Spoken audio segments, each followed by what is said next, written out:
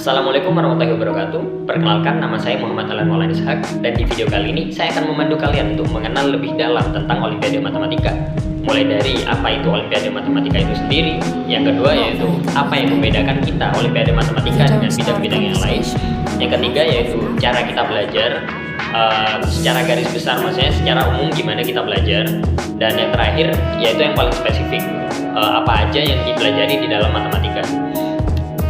Pertama-tama tentunya kita harus kenal dulu dong dengan Olimpiade Matematika sebelum join di dalamnya. Nah, apa sih itu Olimpiade Matematika? Olimpiade Matematika adalah salah satu cabang dari Olimpiade Sains yang dilombakan dalam ajang KSN atau Kompetisi Sains Nasional, di mana di dalamnya kita mempelajari tentang logika-logika dasar serta penerapannya dalam menyelesaikan suatu problem atau permasalahan yang matematis. Nah, sesuai dengan definisi yang tadi, yang kita pelajari sebenarnya sama aja dengan teman-teman yang lain, sama aja dengan siswa-siswa SMA yang lain. Bedanya, kita belajar lebih sering dan lebih dalam. Dan dari belajar itu, jadinya kita lebih gampang atau lebih bisa dalam menyelesaikan problem-problem yang lebih kompleks, hanya dengan materi-materi yang dasar tentunya.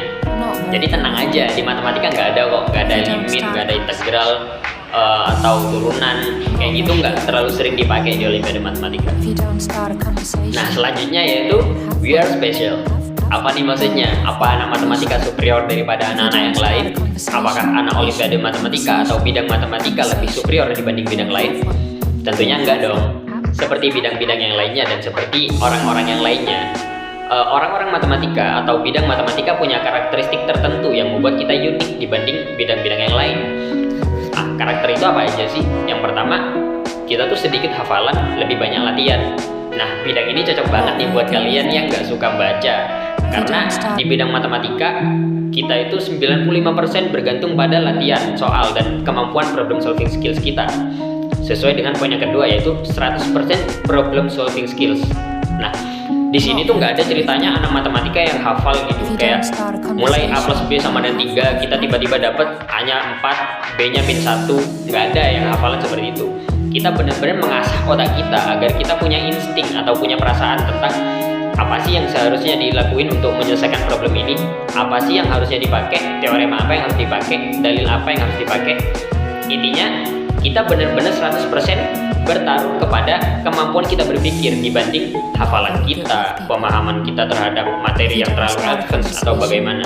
Jadi bisa dibilang matematika adalah salah satu olimpiade yang sangat-sangat adil dibanding yang lainnya. Selanjutnya yaitu asah kemampuan berpikir lebih dari memperbanyak materi atau memperbanyak membaca hafalan. Ini benar banget ya, sesuai dengan yang dijelaskan tadi, memperbanyak materi bukan berarti kita bakal jadi jauh lebih jago di matematika. Mungkin itu benar, kita bakal jadi lebih jago, tapi jagonya nggak seberapa dibanding kalau kita banyak mengasah kemampuan berpikir kita. Yang terakhir, website berisi bahan ajar yang tak hingga buayanya. Nah, untuk itu benar nih, yang saya tahu teman-teman mapel yang lain pada ngeluh, woi di mapelku nggak ada nih website yang bener-bener kayak nyatuin semua orang-orang di bidangku. Nah, di matematika ada dong. Nah, kalau kalian mau tahu, join dulu matematika, nanti kami spill. Nah, selanjutnya yaitu how we learn atau gimana kita belajar di bidang matematika. Yang pertama, kita punya latihan soal lebih dari membaca. Ini bener banget nih, sesuai dengan yang tadi saya bilang. Di matematika, latihan soal itu berharga banget dibanding dengan terlalu banyak membaca atau terlalu banyak menghafal. Karena ya lagi-lagi yang kita pakai adalah materi-materi dasar yang dipelajari oleh teman-teman yang lainnya, bukannya sesuatu yang terlalu advance. Mungkin memang beberapa ada teorema-teorema yang nggak diajarin di mapel atau kurikulum nasional, akan tetapi kita pakai. Tapi teori itu dikit banget dan jarang dipakai di matematika. Selanjutnya, belajar dari pembina yang benar. Nah, ini benar banget nih, karena matematika benar-benar bertaruh kepada kemampuan problem solving skills kita. Jadinya, kalau kita belajar sendiri mungkin bisa, akan tetapi bakal lebih struggling yang banget gitu. Untungnya, di Eduversal kita punya Pak Fendi, guru kita yang paling keren gitulah. Pak Fendi itu dosen UI btw, jadinya ya nggak perlu ragu lah. Selanjutnya, sentuh permasalahannya. Ini penting banget nih. Kebanyakan kita mungkin bakal takut kalau melihat permasalahan matematika. Nah, padahal seharusnya kita nggak gitu. di matematika seharusnya ngelihat suatu problem harusnya langsung kita sentuh aja, kita coba dulu, siapa tahu nanti kita hoki dapat ilham dari Tuhan, atau mungkin kita hoki dapat pikiran yang benar tanpa sengaja, kayak lagi iseng-iseng nyoba tahu-tahu dapat jawaban, bisa aja gitu. Intinya coba dulu permasalahannya, jangan takut duluan. Selanjutnya, menguatkan dasar dengan terus-menerus drill latihan. Nah, sepertinya ini udah cukup ditekankan berkali-kali ya. Di matematika kita sangat-sangat bertaruh pada materi-materi yang dasar dibanding yang terlalu advance. Ya, pertama kita punya aljabar ya. Siapa sih yang gak kenal aljabar? Bahkan beberapa dari kalian mungkin udah tahu siapa penemu aljabar. Dan di aljabar kita memanipulasi suatu permasalahan tertentu sehingga didapat hasil seperti yang diminta pada soal. Nah, berikut saya juga sajikan beberapa contoh-contoh soal di aljabar.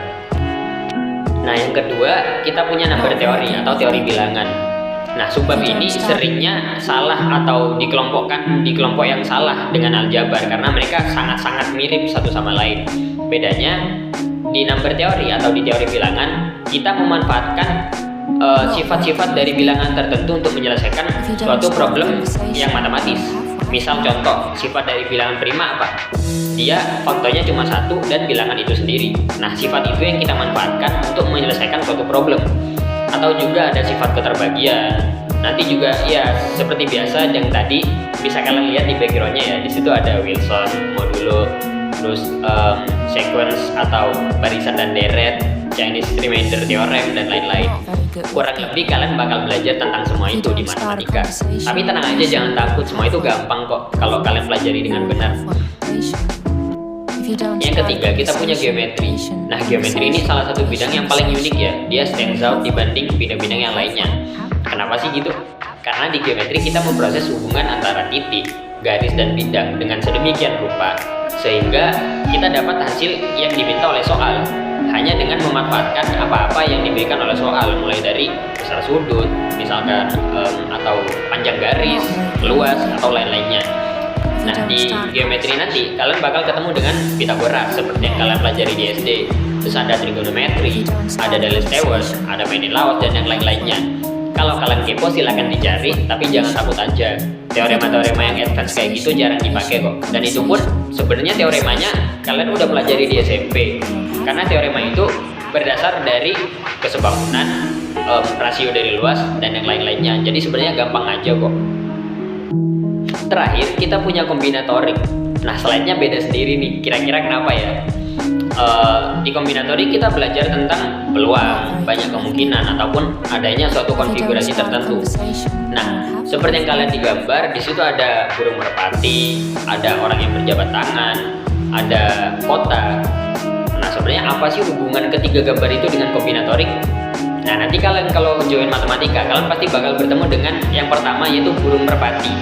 Burung merpati itu kan bahasa Inggrisnya pigeon ya. Nah, di kombinatorik itu ada yang namanya pigeonhole principle atau prinsip burung merpati.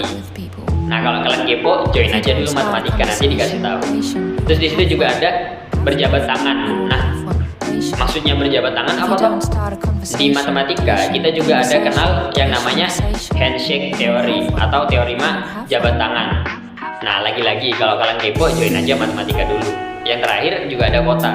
Nah, mungkin agak nggak berhubungan ya dengan kombinatorik, bahkan mungkin nggak berhubungan dengan matematika. Tapi sebenarnya itu juga berhubungan karena beberapa problem di kombinatorik itu ada hubungannya dengan kota. Misalkan kita punya kota A, kota B, dan kota C. Nanti di kombinatorik itu bakal ditanya berapa banyak cara menghubungkan ketiga kota tersebut sehingga dari satu titik bisa ke titik yang lainnya. Kurang lebih gambarannya begitu. Saya rasa itu saja yang bisa sampaikan untuk mengenalkan kalian dengan Olimpiade Matematika. Fun fact aja, beberapa orang menganggap matematika sebagai suatu seni. Karena jelas bahwa dalam penyelesaian suatu permasalahan matematika, kita membutuhkan suatu kreativitas yang tanpa batas. Dan juga satu orang bisa punya solusi yang lain dengan dua orang yang lain. Meski begitu, kedua solusi itu tetap benar. Keren gak tuh matematika? Makanya ayo join yuk. Kurang lebihnya mohon maaf. Saya Tiri. Wassalamualaikum warahmatullahi wabarakatuh. Terima kasih. Kami tunggu kamu di matematika. Ya.